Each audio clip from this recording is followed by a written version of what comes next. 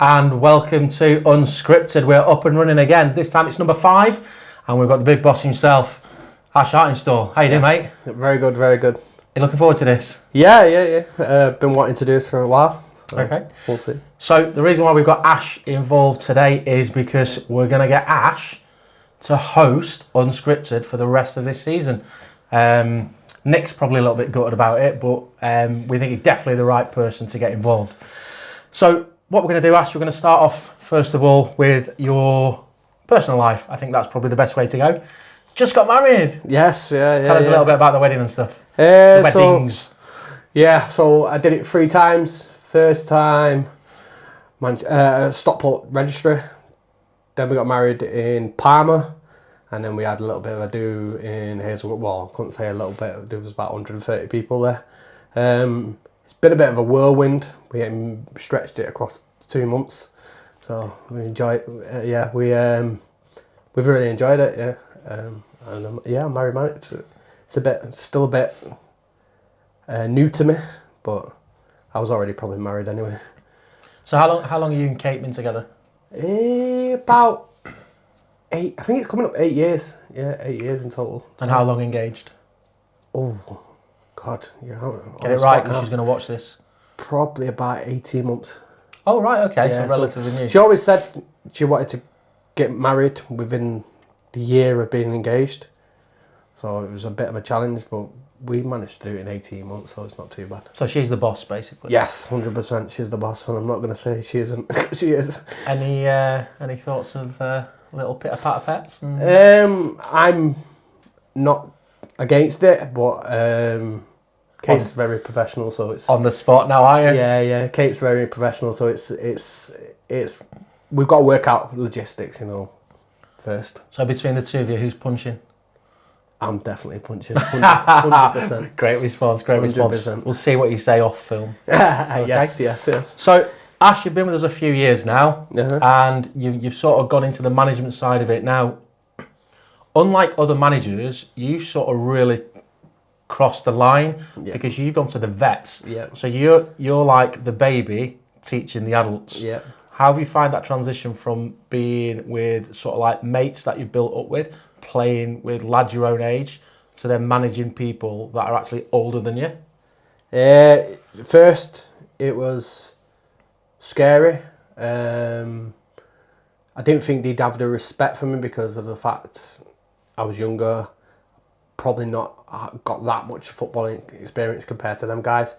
But to be honest, they're all a good bunch of lads, and maybe, I don't know, maybe they do respect me, maybe they don't, but kind of I allow them to play how they want to play.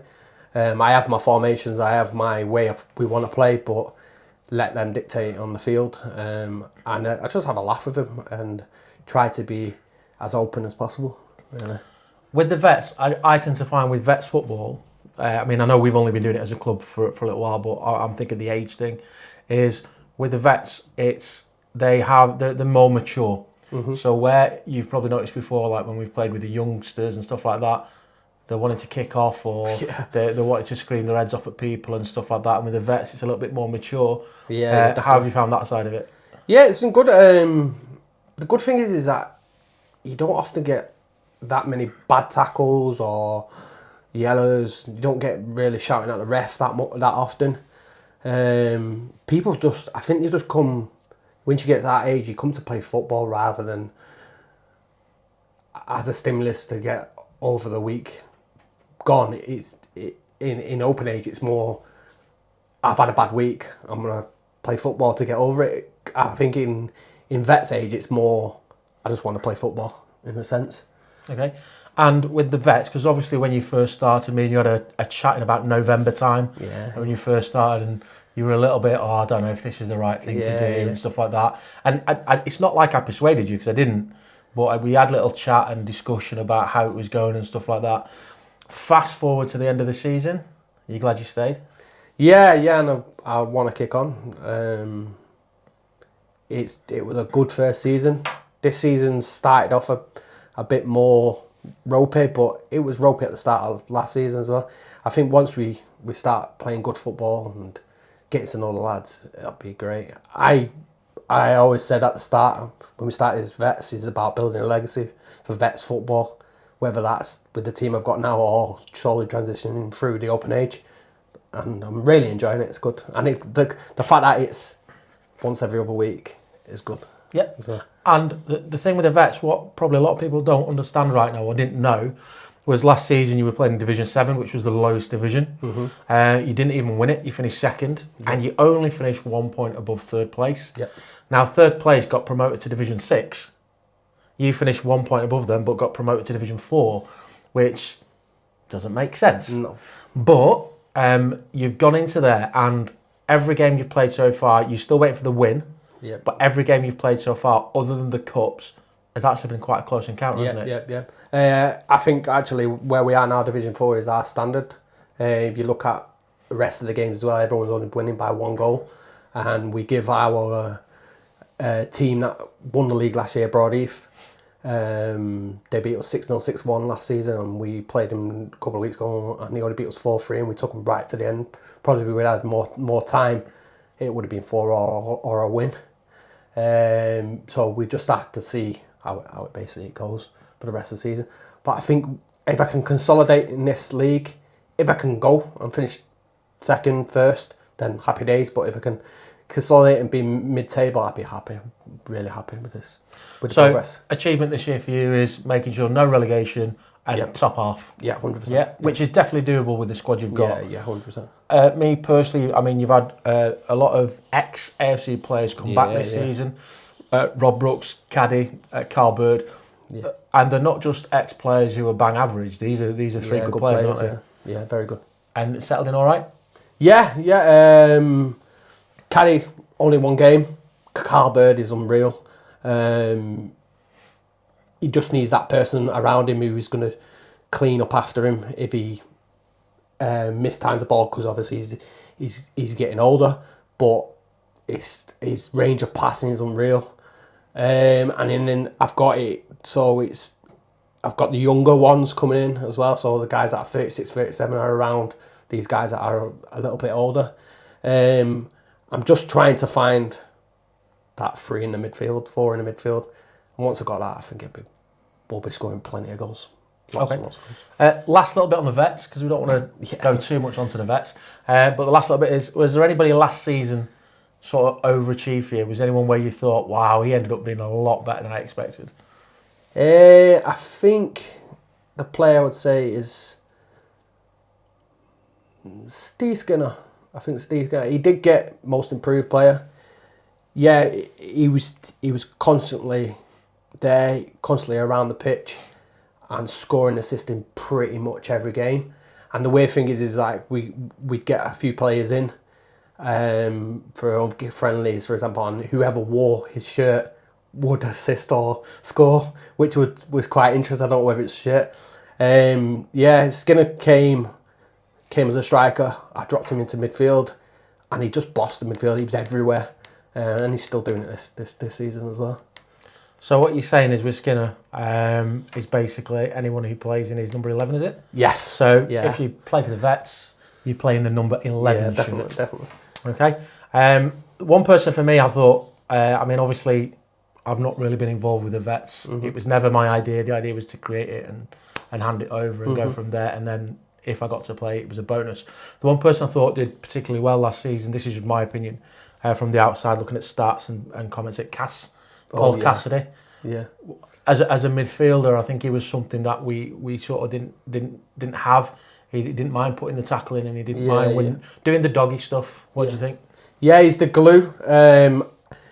I say this to Cass all the time, and I say it to a lot of players, is I think that's what majority of teams need these days, is that centre defensive mid who's not going to drift away from the back 4 and just do the tackling and just the 5 yards, the 6 yard pass, and every now and then do a hard pass. He will never score you goals, he'll never assist, but he's always at least a 6, at least a 7 every single game, and he's a top bloke outside of AFC. And he's always in the group, he's always positive. And when people aren't pulling the weight, he's not shy to say, come on guys, if I'm doing it, you need to be doing it as well. So good bit of feedback for you there, Cass. Right then, so what we'll do is we'll just come away from the Vets, go to your age football. Yeah, Okay, open age. And we're going to go back a few years when you first started. What was the first team that you came into? How was the environment and all that? The first team I came to was Knicks Warriors, I believe, back in the day. I don't think I played that many games. I started come to football as a right back, and then I ended up being the understudy to Adam Wilcox, who I can't be an understudy for, but I used to come off the bench for him. It was a bit of a mishmash of players. There was a lot of people with attitude and a lot of people with prima donna status that were, just all about me type of, and I didn't really like that. And then I completely came away from football for a bit then, and then I came back to where I am now. And who did you come back to after that? I came back to Legion with Brody. Brody worked with me and was like, mentioned AFC Stockport in passing comment, and I was like, I used to play for them. And then that was it. I was just like, he was like, come back. I'm good mates with Brody, and we hit the ground from there, and I've been there ever since. That's probably about 4 or 5 years ago, something. Okay. So you enjoy your AFC times? Yeah, it's well good. Good, brilliant. And the transition from from player to manager has worked pretty well. Yeah. But you're still getting to play as well as manager. Everyone will know it. Every manager will know it. I am not one of them people who's demanding 90 minutes. I'll come on for 10, 15, 20 minutes, and I'll give my all for 20 minutes. Sometimes I like to have my 90 minutes, but I'll always show it in training if I want to play 60 minutes or whatever. Yeah. Okay, so, what we've done is we've got your stats together. You said you didn't want to know until we got them in. So your all-time stats is you've played 69 games. Oh, okay. Scored 9 goals, 1 assist. Sort that out. No yellow cards, no red cards, and no player of the match as yet. Yeah, okay. Okay, so 69 games, 9 goals. Prolific. Yeah, based. You've played for the obviously not the first teams as much as you want to. All the time. You keep Mither and Nick to get some minutes. Listen, if I can do it, you can do it, kind of thing. Yeah. Any favourite games that sort of stick out? It'll always be the 30-yarder from outside the box, 30-yarder goal. It wasn't about the goal. It was about the fact that the first team were watching as well, and the fact that it still gets talked about today.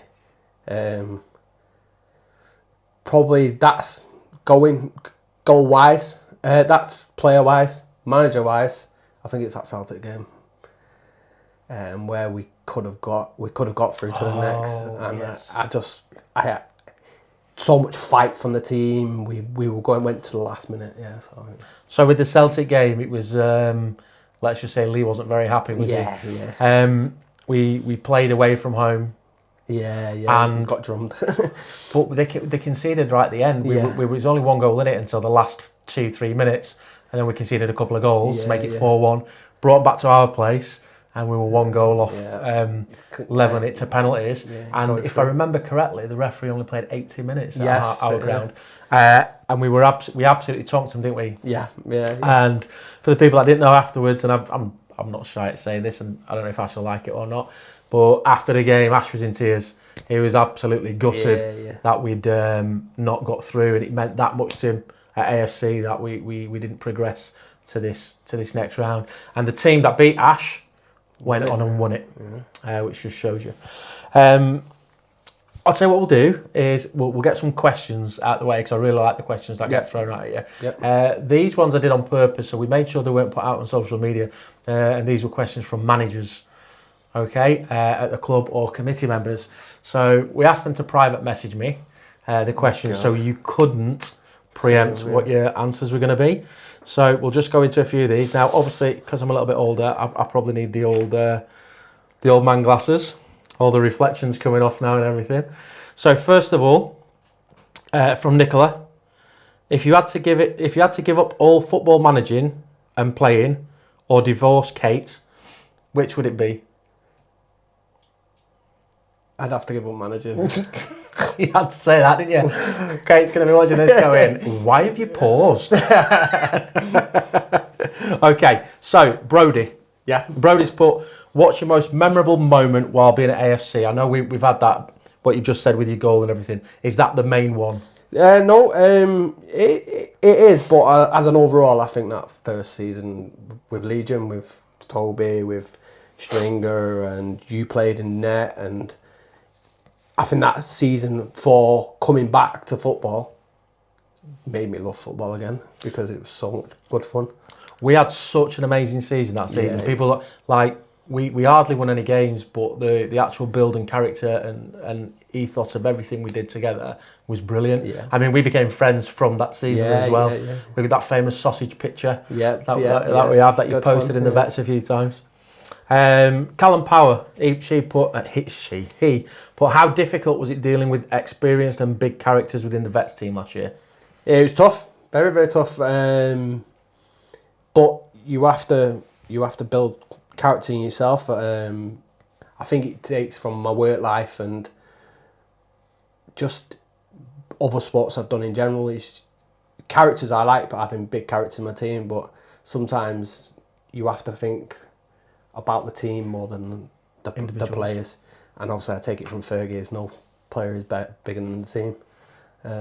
It's true. And the one thing the managers always get, which you probably know, is the managers will always be backed by the club. We really, really do back our managers because we know what they have to do, the volunteers, and what they do behind the scenes is massive compared to what the players do and stuff. So thank you for that. Phil Laycock, this is a good question. Do you plan on managing just the Vets, or you plan on managing some open age team? So my preference would be win a league, win a cup with Vets and do open age. But Kate will say differently. Open age takes over your life a little bit more. Vets has been good because I can go away from it every other weekend and I don't have to worry about training. But I do fancy an open age team. And I do want to do it before some of the players that are currently playing get too old. I don't want to play no more because there's a lot of players I'd love to manage in the club. That you've known and built relationships with. Yeah. Mike Walsh, the Warriors manager. If Ash had to pick between rugby and football, which would it be and why? If it's at a high level, then rugby. Where I'm currently at with fitness and stuff like that, then football. But yeah, rugby's been one of my sports over the years. I literally went back yesterday. We'll see how it goes. That doesn't mean you leave AFC to No, I'm not leaving AFC. No. Okay, would you prefer... sorry, this is from Fran, as we reach into our last 2 minutes. Would you prefer to win a league trophy as a player or a manager? Definitely a manager. Definitely. As much as I love to win it as a player, manager is a lot better because you've built up across the whole year with the same players and your ethos is coming to the team and yeah, I don't know, it just feels better as a manager. Okay. Finally, your top 3 players. You've picked Toby Humphries, Mike Jones and Sean Hillier. So you've got just over a minute to explain why you think those 3. So Toby, because of that first year Legion, I played centre mid for a couple of games with him, probably only 10 minutes here and there, but he just taught me through everything. Mike Jones, because he don't pass me the ball, but if he don't pass me the ball, it goes in the back of the net, so I'm not really bothered about that. And he's just a top character. And Sean, even though I've not played with him much, every time I see him on the ball or I'm near him, he's just mesmerising me. And he doesn't. And he's just such a nice guy. He comes over and speaks to me, and he don't really even know me. That sort of scenario. Yeah, that's nice. So Sean, Mike, and Toby. Yes. I think if you asked any manager at the club and said you can have these 3 in your midfield or an attacking thing, I think everyone would say. I mean, if you add up all the goals already this season, you've already got a bucket load, which is immense. 3 absolute quality players. Now, we're about to close up, Ash. I just want to say honestly, it's been amazing having you on board at AFC, not just here today.